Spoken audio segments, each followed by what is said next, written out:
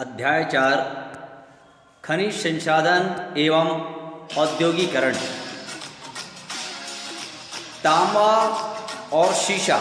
प्रिय बच्चों, नए विषय नए टॉपिक के साथ और एक नई जानकारी के साथ मैं थैलेश साहू आप सभी का स्वागत करता हूं।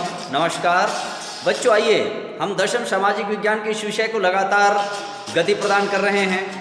तो आखिर खनिज संसाधन में तांबा और शीशा, इसका हमारे दैनिक जीवन में और देश के लिए राष्ट्रीय स्तर पर क्या महत्व है, इसको जानने का हम प्रयास करते हैं। प्रिय बच्चों, तांबा, जैसा कि तांबे का उपयोग मानव प्राचीन काल से कर रहा है।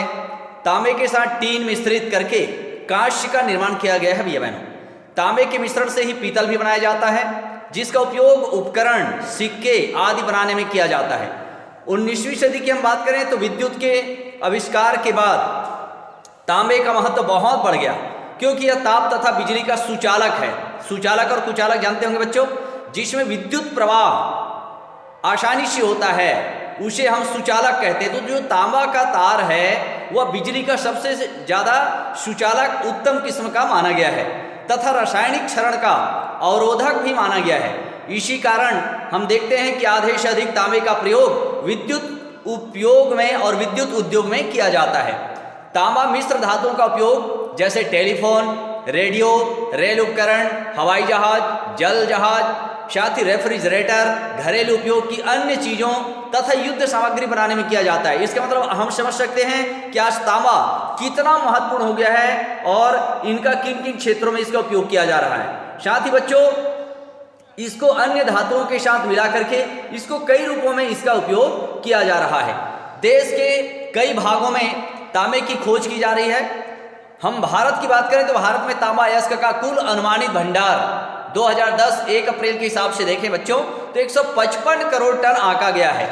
फिर भी भारत में तांबा उत्पादन अपेक्षाकृत कम है, मतलब जितनी हमारी आवश्यकता है उससे फिलहाल यह कम है और मांग की अधिकता के कारण इसका आयात करना पड़ता है। आयात निर्यात जानते होंगे, हमको विदेशों से मंगाना पड़ता है, आयात करना पड़ता है। तांबे का अधिकांश जमाव झारखंड, मध्य प्रदेश और राजस्थान के राज्यों में देखने को मिलता है बच्चों। साथ ही इसके छोटे संचय गुजरात, कर्नाटक, आंध्र प्रदेश, ओडिशा, उत्तर प्रदेश, सिक्किम, मेघालय, महाराष्ट्र और पश्चिम बंगाल में भी पाए जाते हैं। देश का 37% से अधिक भंडार झारखंड राज्य में पाया जाता है। मध्य प्रदेश के बालाघाट जिले में स्थित यहाँ पर जो मलाज खंड है वहाँ तांबा की खान देश में प्रसिद्ध है, बहुत ज़्यादा इसको प्रसिद्धि प्राप्त है। कहने का मतलब ये बच्चों, आज बिजली का उपकरण, रेडियो, पंखे, हवाई जहाज, विविध क्षेत्रों में इसका बहुत ज़्यादा उपयोग हो रहा है और तांबा विद्युत का एक बहुत ही सुंदर सुचालक है। इसमें विद्युत प्रवाह आसानी से होता है, इसलिए इसका महत्व बहुत ज़्यादा है। साथ ही साथ हम देखते हैं कि तांबे को अन्य धातुओं के साथ मिला करके उसकी गुणवत्ता को भी परिवर्तन कर दिया जाता है और परिवर्तित होने के बाद उसको हम और कई रूपों में इसका उपयोग करते हैं। इस तरीके से आज तांबा एक महत्वपूर्ण हमारा खनिज पदार्थ है। फिर बात करें शीशा, इसको लीड भी कहते हैं। शीशे का उपयोग वर्तमान समय में परिवहन, संचार और बिजली के उत्पादन में होता है बच्चों।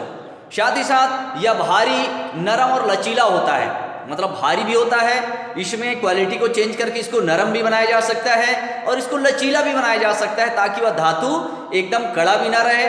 मतलब हम जो उपयोग करना चाहते हैं उसकी उपयोगिता के आधार पर उसको बदला जा सकता है। इसका सर्वाधिक उपयोग विद्युत उद्योग में संचालक बैटरी के लिए किया जाता है। बैटरी के साथ साथ तार गढ़ने के लिए इसका उपयोग किया जाता है। रसायन उद्योग इसका दूसरा उपभोक्ता है, जहां हम देखते हैं कि टेट्राइथिल, शीशा, रंग, प्लास्टिक और कीटनाशक बनाए जाने में भी इसका उपयोग किया जाता है। बच्चों, शीशा जो है इसकी उपयोगिता के बारे में और भी हम जानते हैं कि इसको भी जिस तरीके से मैंगनीज को लौह अयस्क के साथ मिलाकर के उसका स्वरूप बदल दिया जाता है, शीशा को भी लौह अयस्क के साथ या तांबा के साथ बदल करके उपयोगिता को बदला जा सकता है।